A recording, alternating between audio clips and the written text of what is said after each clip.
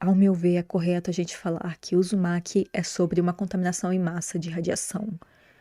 Mas que tipo de radiação? Bem, a gente pode acreditar que caiu uma bomba nuclear ali perto e os moradores dessa pequena cidade estão vivendo de uma forma contaminada, só que eles não fazem a menor ideia. E essa contaminação vai aumentando aos poucos até que eles começam a delirar coletivamente porque seus corpos estão sendo afetados de uma forma constante. E já é de se esperar alucinações, já que seu corpo começa a agir de uma forma completamente diferente quando você está contaminado. As suas células simplesmente estão sendo mortas e a oxigenação do seu corpo também já não existe praticamente. Por isso, alucinações são alguma coisa constante e comum. Só que, se eu falasse isso, parece tão simplista. E eu tenho certeza que não seria uma história do Junji Ito. Por isso, Uzumaki é sobre uma contaminação em massa, só que não de radiação, e sim sobre uma doença multidimensional. E eu sou a Maru.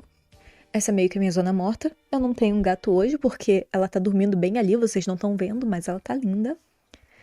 E hoje é dia de eu falar sobre Uzumaki.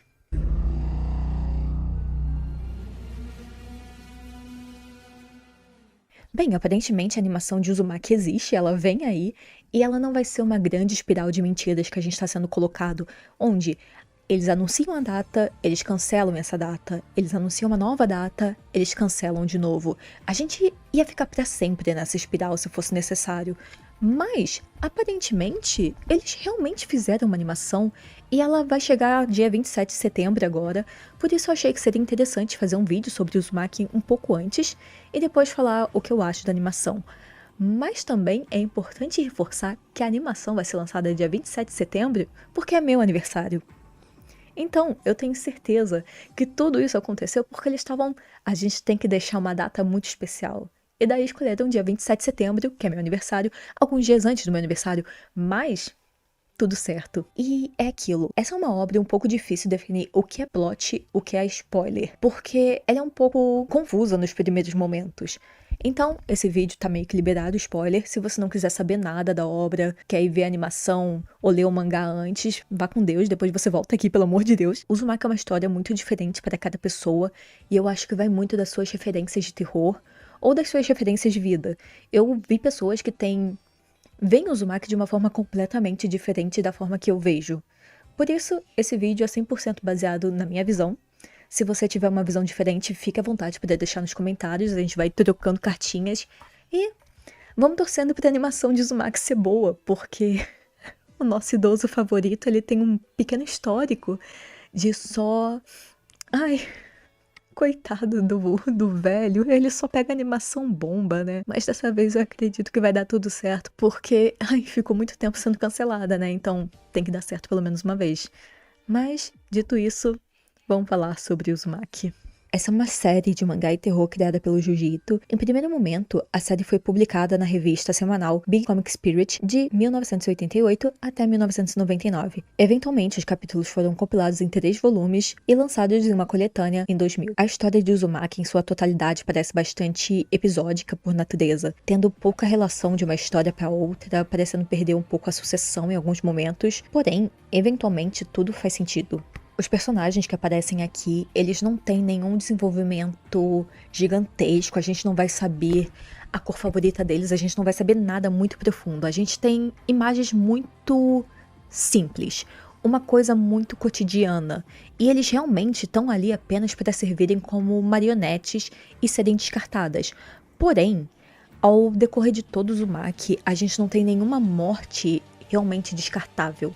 Todas elas são muito importantes para a obra num todo. Todos os personagens que a gente viu, mesmo aqueles menos relevantes que não tinha nenhuma fala, eles são relevantes de alguma forma. Tudo aqui se encaixa de uma forma muito delicada e muito sensível. Por isso nenhuma morte aqui é feita apenas para chocar. Não, tudo realmente você sente que está acontecendo por algum motivo. Desde coisas muito pequenas até coisas mais grandiosas. E às vezes essas coisas pequenas parecem ter muito mais relevância do que eventos gigantescos. O que é um grande charme do Junji Ito. A história gira em torno da pequena cidade de Kurozu. que é um lugar bem simples, sem nada de muito especial. Porém, a cidade ela parece ser completamente isolada do resto do Japão. O oceano parece mais escuro aqui. O céu parece diferente. Tem algo estranho nessa cidade. Porém, é um pouco difícil dizer há quanto tempo as coisas são bizarras, visto que todos os moradores parecem não perceber nenhuma alteração. Porém, conforme os dias vão avançando, seus moradores começam a apresentar comportamentos bizarros. De uma forma bem lenta, parece que a cidade está sendo contaminada por algo. Algo que enlouquece alguns a ponto de tirar suas próprias vidas. Outros passam por modificações corporais assustadoras. Essa contaminação afeta cada morador de uma forma muito diferente, mas o único elemento em comum são espirais. Já no começo do mangá, a gente é apresentado por um jovem chamado Suishi, que ele mora em Kurozu, porém, ele não estuda nessa cidade. E o pouco tempo que ele fica fora, ele consegue perceber que tem alguma coisa errada acontecendo. Ele consegue ver que a cidade ela tá errada de alguma forma. Ele não sabe descrever exatamente, mas ele comenta que tudo aqui é muito estranho. O oceano é mais escuro, o céu ele não tem vida, tudo incomoda ele. É como se a cidade fosse completamente distorcida do que os moradores estão vendo. Porém, a namorada dele, a Kirei, ela parece também não perceber, afinal ela fica o dia inteiro ali, ela nunca saiu, então pra ela, tipo, não faço a menor ideia do que você tá falando, meu anjo. Pra mim tá tudo normal aqui, ó, sempre foi assim, você que tá inventando história. Ele chega a comentar que seria uma boa ideia eles fugirem, mas antes que ele consiga seguir com esse plano de ir embora, o pai dele começa a apresentar um comportamento um pouco diferente. Tudo começou de uma forma um pouco mais contida, com o pai dele apresentando uma pequena obsessão por espirais. Ele colecionava tudo de espiral, desde kimono, estampas, potes, boneco, tudo que tinha espiral ele pegava. E até então tava meio, pai, pelo amor de Deus, para com isso. Só que o pai dele continuava, até que chega um ponto que ele começa a perceber que essas espirais estão afetando o comportamento dele. Ele começa a ficar mais agressivo por causa delas. Quando a mãe dele joga fora a coleção, ele praticamente vai pra cima dela e fica muito revoltado, o que ele nunca viu acontecer com seu pai. E além disso, ele largou o emprego dele apenas para seguir com esse hobby bizarro de colecionar espirais. Nesse primeiro momento, tudo vai escalando um pouco devagar, até que o pai dele parece que aceita que ele não precisa da coleção de espirais dele, porque ele achou um novo hobby, ele achou uma nova forma de achar espirais. E todo mundo acha que, ok, ele tá de boa, ele tá bem, não tem que se preocupar. Isso até que encontra um homem dentro de uma caixa, não sei qual é o nome daquilo, e o corpo dele tá todo contorcido, como se ele fosse uma espiral, porque ele quebrou todos os ossos do próprio corpo para poder virar uma espiral. E por causa dessa cena, que foi um suicídio terrível, a mãe do Suichi ele acaba desenvolvendo uma fobia extrema a espirais. E ela começa a tentar eliminar todas as espirais que tem na vida dela. Ela percebe que as digitais do seu dedo são espirais, por isso ela corta. Ela percebe que o cabelo dela faz ondas que fazem espirais, então ela corta também o cabelo. E ela faz de tudo para evitar qualquer tipo de espiral. Porém, eventualmente, ela acaba descobrindo que existe um órgão no corpo humano que fica na orelha, que é uma espiral. O Suichi faz de tudo para ela não descobrir essa informação, só que ela começa a alucinar com seu marido morto, e assim ela acaba tirando a própria vida também, porque ela não suportava a ideia de ter uma espiral dentro dela.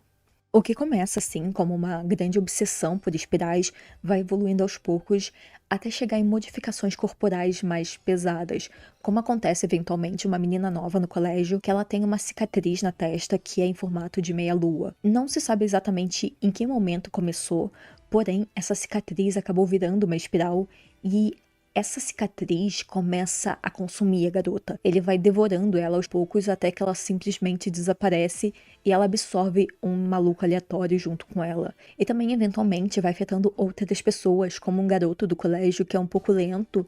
Ele acaba virando um caramujo por causa das espirais. E tudo isso vai evoluindo de uma forma bem rápida até que chega na morte de toda a cidade.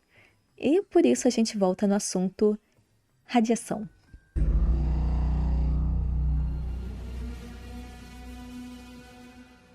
Desde a primeira vez que eu li Uzumaki, eu percebi grandes referências a Lovecraft na história, porém, a primeira vez que eu li, eu tive certeza que, na verdade, Uzumaki é uma versão própria do Junji Ito de Uma Cor que Caiu do Espaço, exatamente como Stephen King fez com A Morte Solitária de Jordi. Só que a gente tem 3 histórias que são semelhantes, tem uma coisa muito semelhante como o grande vilão, e elas têm um final também semelhante.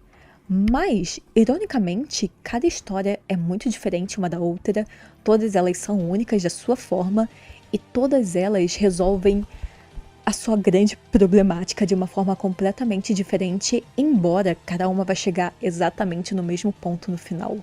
Porque é meio que uma coisa inevitável. No Stephen King a gente tem uma coisa muito contida, porque é apenas uma fazenda, apenas uma pessoa, então não tem exatamente uma coisa muito grandiosa acontecendo, é apenas uma pessoa morrendo sozinha, como já diz a história. Já em Lovecraft a gente tem uma coisa mais interessante de se consumir, porque a gente tem um narrador que a gente não faz a menor ideia se ele é confiável, ele já é meio suspeito desde o primeiro momento, porém a gente não sabe se ele tá contaminado também, a gente não sabe se ele tá mentindo, e mesmo assim ainda é uma história muito contida, porque ainda é uma fazenda, é uma pequena família, é apenas isso. Já no Junji Ito, a gente tem uma coisa muito extravagante, porque não é uma fazenda e não é uma famíliazinha. É toda uma cidade sendo consumida por alguma coisa que a gente não faz a menor ideia do que é, e que está se espalhando de uma forma muito rápido, que todos ali estão demonstrando esses sintomas a cada dia que passa, e ao mesmo tempo parece que ninguém está percebendo o que está acontecendo. Então, todas as histórias são muito semelhantes, mas cada uma acaba funcionando de uma forma muito especial sozinha. E se você tiver todas elas no seu repertório, vai ficar bem interessante até você comparar como essa criatura funciona se você imaginar que é exatamente a mesma coisa. Ou não, apenas entidades diferentes agindo. Eu só quero deixar claro que meu objetivo nesse vídeo não é fazer uma rinha de autores, falar quem é o melhor no terror, quem é o quê. Não quero fazer rivalidade de autores aqui. Mas, se a gente colocasse luvas de boxe no Junji Ito e no Lovecraft, a gente sabe muito bem quem ia apanhar. E não seria o nosso idoso favorito. Então, Lovecraft já está desclassificado. Agora, se a gente chamar o Sr. King, a gente não sabe como ele vai vir. Ele pode vir o King que fez It, a Coisa, o que eu tenho medo. É um homem capaz de qualquer coisa. É um homem sem medo do perigo. Então, talvez o nosso idoso aqui apanhe. Por isso, não tem rivalidade de autores aqui, não vamos ter essa briga, porque eu não consegui chamar eles para participar do vídeo, infelizmente. Não tenho capacidade também de animar isso. Mas, voltando pro vídeo, como que eu cheguei nisso? Pelo amor de Deus, por que vocês deixam eu chegar nisso? A Morte Solitária de Jordi, eu vou ter que desclassificar ela desde já. Não desclassificar, apenas eu não vou usar tanto ele como referência, porque é uma história muito pequena, muito contida. A revistinha dela eu acho que só tem 5 páginas, talvez nem isso. E é apenas isso. Uma pessoa, ela encontra um meteoro, ela acaba contaminada e ela vai demonstrando seus sintomas até que ele acaba com a própria vida. Só que tem um pequeno porém que a água meio que faz ele voltar e vai ter uma tempestade de noite. Então fica nessa ambiguidade do que acontece com ele, mas a gente sabe que ele vai sofrer muito. Então, Sr. King, infelizmente você não vai ser citado nesse vídeo. Infelizmente, mas volte sempre, afinal, meu canal tem o nome de um livro seu.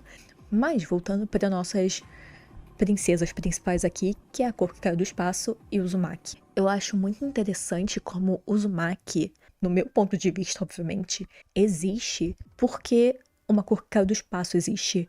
Porém, Uma Cor que Caiu do Espaço precisa de Uzumaki para que seu filme de 2019 faça sentido, para que o Nicolas Cage possa brilhar. E assim, a gente sabe que tem um live action de Uzumaki, pra quem não sabe, tá descobrindo agora a grande chá revelação de live action, mas ele não funciona por diversos motivos. E o principal dele é que não tem o Nicolas Cage. Infelizmente, a gente tem que aceitar que o único ator capaz de entrar na loucura do Junji Ito é o Nicolas Cage. Se você colocar o Nicolas Cage fazendo o pai do menino, eu ia comprar o filme, eu ia achar muito divertido, eu ia achar verídico, ele quebrando todos os ossos do seu corpo e se enfiando naquele negócio que eu não sei o nome. Mas vamos voltar a falar da história sem eu falar das minhas piadas aleatórias. Eu comentei que os personagens não são aprofundados e nem nada do tipo. Isso funciona muito bem aqui, porque tanto o terror do Lovecraft quanto do Junji Ito é algo mais subjacente da imaginação e não dos seus personagens. Em Uzumaki é como se todos os seus personagens fossem simples peões. Todos eles são exatamente representações literais do que a gente espera de uma pequena comunidade. A gente tem um carpinteiro, a gente tem um artesão, a gente tem a dona de casa, a gente tem a tia da fofoca. Todos eles são pessoas que você consegue criar uma rápida associação. Você não precisa pensar muito neles. Afinal, não é para você pensar neles. Eles estão ali apenas para serem manipulados e usados em prol da narrativa. E isso não é algo ruim. A própria Kirei, ela é meio que a personagem principal dessa história, porém, ela é uma grande observadora super passiva. Ela muitas vezes não faz nada, ela não interfere, ela não tem nenhuma ação, até quando a mina tá dando em cima do namorado dela, ela não dá o enquadro na garota. Ela não fala, para com isso, eu te arrebento. Não, ela vai tipo, ai, pode não ver o meu namorado, por favor? Não! Ela não consegue ser uma personagem ativa. Ela é 100% uma pessoa muito passiva, observando todo o caos acontecendo ao seu redor. E ela fica lá, tipo... complicado isso aí. Até quando a espiral pega ela e a contamina, ela continua sendo essa personagem completamente passiva, que não consegue se defender. Ela não é uma personagem ruim, ela só tá nisso. Ela não tem um propósito exatamente pra história, ela não tem que ser grandiosa. Ela é apenas uma garota normal que tava vivendo a vida dela e acabou presa numa grande espiral de coisas sobrenaturais e tá tendo que lidar com isso agora de uma forma muito estranha. E ainda tem que contar que provavelmente ela já tá contaminada. Então, ao mesmo tempo que ela pode estar tentando lutar, essa contaminação meio que já tá deixando ela feliz por estar ali, assim manipulando ela a acreditar que tá tudo bem, por isso que talvez ela não tenha tanta força para ir contra isso. Isso porque o Uzumaki não é sobre essas pessoas, não é sobre o que eles estão fazendo ou o que eles deixam de fazer, e sim sobre uma criatura e uma contaminação em massa. Aqui a gente tem alguma coisa intangível, assim como no conto do Lovecraft, que no caso dele a gente tem uma cor que cai do espaço e que ela não existe. Uma cor que é impossível você imaginar, você não consegue ver ela. É impossível você imaginar uma cor que não existe.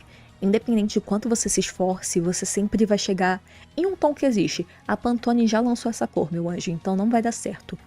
Mas o charme do Lovecraft é descrever o indescritível. O terror dele tá nisso. Ele pega uma coisa que você não consegue imaginar e ele descreve pra você. E isso é um exercício para sua imaginação gigantesco, porque é realmente o medo do desconhecido. Ele tá pegando um medo que você não sabia que tinha e tornando real. Ele tá pegando uma coisa tão inofensiva, tão simples, que é uma cor, e tornando um predador muito hostil. Já o Ito, ele não vai se esforçar em descrever o indescritível. Ele vai te mostrar. E, assim, obviamente, o Uzumaki não ia funcionar se fosse uma cor. Eu acho que era o grande medo de quem foi ver o filme de 2019 do Nicolas Cage, de como é que a cor vai ser representada, porque não tem como você colocar uma cor que já existe. Mas eles fizeram isso de uma forma muito legal, usando uma cor, um roxo neon que eu adoro, mas aqui ele pega uma coisa tão simples, tão cotidiana, que é uma espiral que você encontra no seu cabelo, você encontra em diversos pontos. Ele fala no Uzumaki onde você vai encontrar essa coisa com muita facilidade. É apenas uma espiral, é apenas isso. Só que ele consegue tornar ela uma coisa visceral, uma coisa grotesca e uma presença constante, como se realmente tivesse vida e tivesse te perseguindo, sendo que é apenas isso, uma espiral. É apenas uma espiral que ele desenha de uma forma bem simples, não existe nada diferente, mas você sente um incômodo. Tudo que você está vendo, que é uma espiral, você sente que tem alguma coisa errada. tem alguma coisa naquele desenho que não tá batendo com a realidade. Então ele vai sempre exagerar. Ele vai trazer o que te incomoda. Você vai ver exatamente a imagem de uma espiral, só que na sua cabeça você vai saber que tem alguma coisa de errado naquilo. Você sente que tem alguma coisa desconhecida ali. Alguma coisa que vai ativar aquele seu medo do desconhecido e vai funcionar exatamente como a cor do Lovecraft. Mas ainda falando da criatura do mangá, a gente tem o final, que é o ápice da loucura, é onde a gente tem o maior conflito dos personagens com essa entidade. Porém, a gente também chega a um pequeno questionamento, pelo menos eu cheguei nisso, que era: existe uma forma de interromper ou evitar o que tá acontecendo? Ou simplesmente acontecer independente do esforço dos personagens? Fugir daria certo? Ou eles realmente já estavam fardados à morte desde o primeiro momento que eles não sabem quando começou essa contaminação? Desde o primeiro momento que essa criatura surgiu ali, que eles realmente não fazem a menor ideia de quando isso aconteceu. Então meio que eles não têm o que fazer, eles só tinham que aceitar a morte que iria acontecer mais cedo ou mais tarde, e eles fizeram chegar o mais tarde possível. Visto que em nenhum momento o mangá dá uma solução para isso, uma forma de conter essa contaminação, uma forma de fugir, então realmente a gente sabe que não tinha o que fazer. Todo mundo ia morrer, não tinha, todo mundo ia, ó.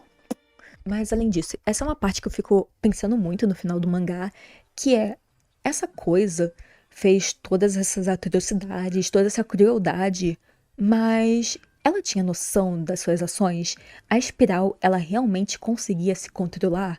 Ou ela era apenas um organismo vivo que estava tentando sobreviver?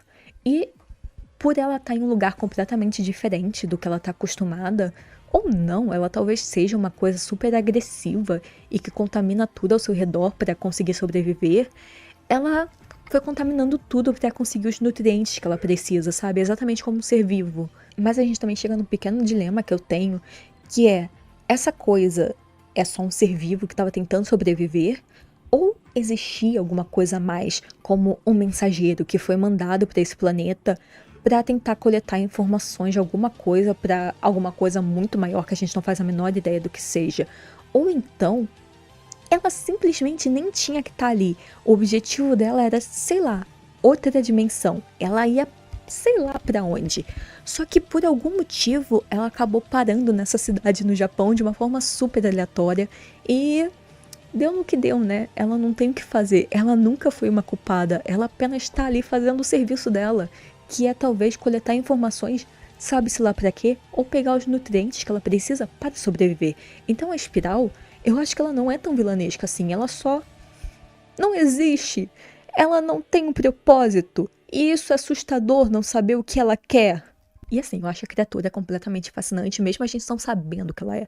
Mesmo a gente não sabendo que entidade cósmica ela representa, ou se ela é uma entidade cósmica, não importa.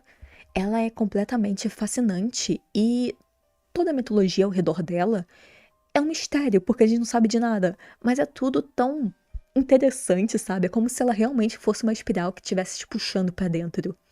Porque, assim, a gente tem essa cidade em que a gente sabe que a contaminação maior acontecia no lago. Porque fica claro que tudo acontece naquele lago ali, perto da casa da Kirei. Então, a gente pode determinar que a contaminação aconteceu porque desse lago, ele alimenta a casa das pessoas com água. Então, todo mundo estava se contaminando com a água da cidade. Talvez. E a gente tem um moleque lá que não mora na cidade, só que ele voltava para a cidade de noite e ele se alimentava com a comida feita com aquela água, tomava banho, então ele já estava contaminado. Isso é uma forma de contaminação? Essa foi a forma que todo mundo se contaminou na cidade? Ou não? Apenas uma pessoa teve contato, talvez, com essa coisa e a loucura ela foi passando meio que pelo ar. E por que algumas pessoas são consumidas de uma forma tão rápido, como a menina que tem a cicatriz na testa, que ela nem morava na cidade, só que ela começou a frequentar o colégio e não demorou muito para ela ser completamente consumida por essa coisa. São tantos questionamentos em cima dessa criatura que eu fico, meu Deus, eu gosto tanto dela mesmo sem saber o que essa espiral é.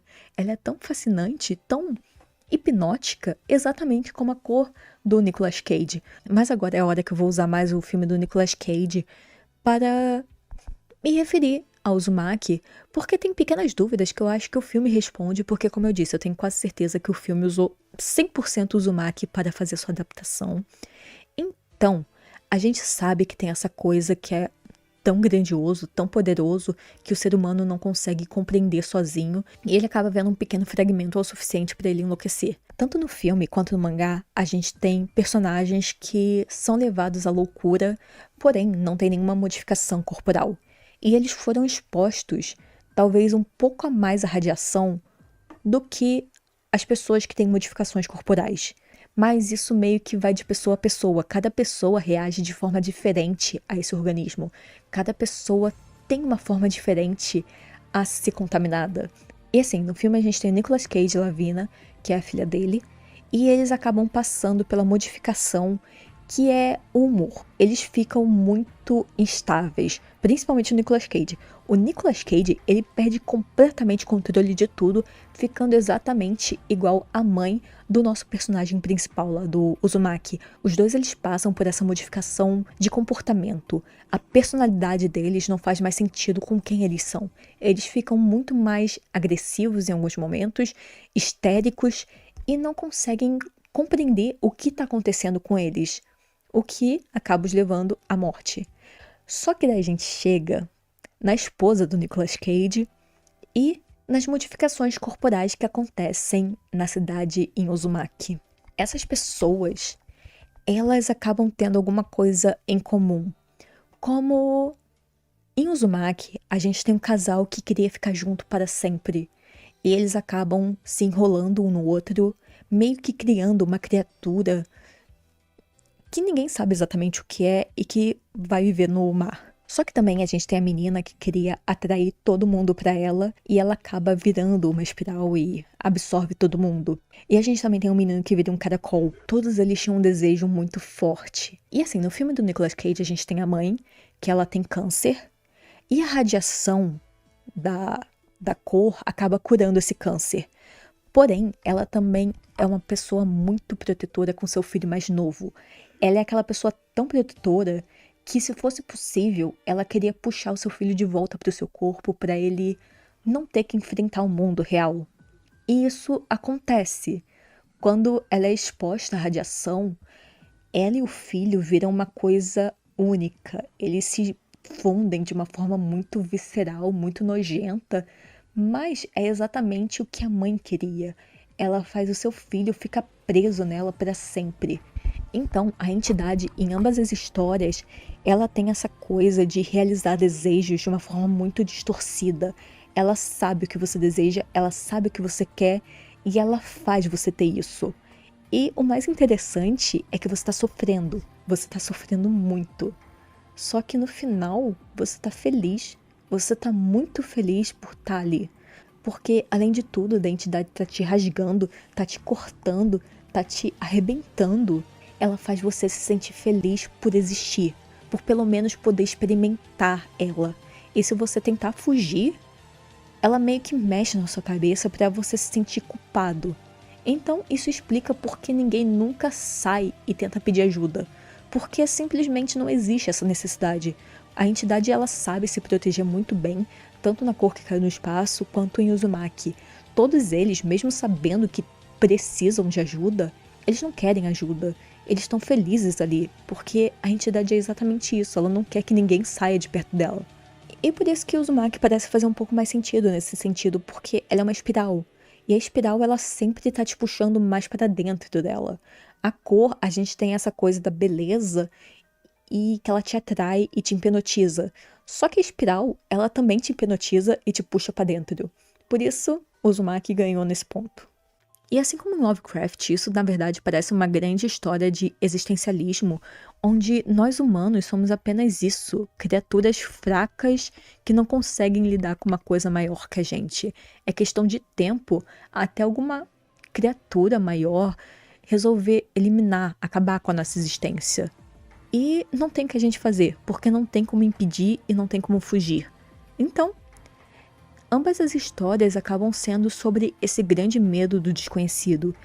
a gente não sabe o que vai acontecer, a gente não tem nenhum controle de quando vai acontecer, talvez já tá acontecendo e a gente não sabe. E é isso, é inevitável a morte. A gente vai ter uma morte repulsiva, grotesca, dolorosa, mas o lado positivo é que a gente vai estar feliz. A gente vai realmente achar que tá tudo certo, porque a gente é apenas peões que vamos ser manipulados e destruídos de uma forma horrível, mas a gente não vai ter noção do que está acontecendo porque a nossa realidade não faz o menor sentido e eles sabem disso. E diferente de outra história do Jiu-Jitsu, que é o Gil, a gente lá tem esse colapso da humanidade onde não tem mais nenhuma esperança. A gente já sabe que o humano é repulsivo, a gente já sabe que deu ruim, não tem o que fazer. É uma história 100% pessimista sobre o futuro. O futuro, ele não existe, ele não tá lá, ele não vai vir. E é isso, é uma história que você não consegue ver uma possibilidade de futuro. Mas, em Uzumaki, eu consigo. Uzumaki é exatamente uma história que, mesmo sendo muito maior do que uma cor que caiu do espaço, que é apenas uma fazenda, essa cidade deixar de existir não parece que vai afetar o resto do mundo. Na verdade, parece que tudo vai continuar exatamente como tá. Tudo que aconteceu nessa cidade não vai ser lembrado, porque no final, os humanos são meio que igual essas criaturas cósmicas. A gente não se importa exatamente com o que tá acontecendo, porque a gente é meio só isso. Humanos bobinhos sendo usados em um jogo muito maior que a gente, e no final todo mundo vai morrer de uma forma terrível. Mas eu acho que é isso. Eu não faço a menor ideia sobre o que foi esse vídeo, porque eu só fiquei falando sobre o que eu acho de Uzumaki, qual é o meu ponto de vista da história, o que eu acho da criatura. Eu queria falar do Nicolas Cage hoje. Então, torcer para que o anime de Uzumaki seja bom para eu poder falar alguma coisa de verdade sobre o anime, sobre a história, sobre o mangá, porque talvez eu tenha ficado muito tempo falando do Nicolas Cage e não do Uzumaki em si. Porém, eu acho que é isso, né? Até!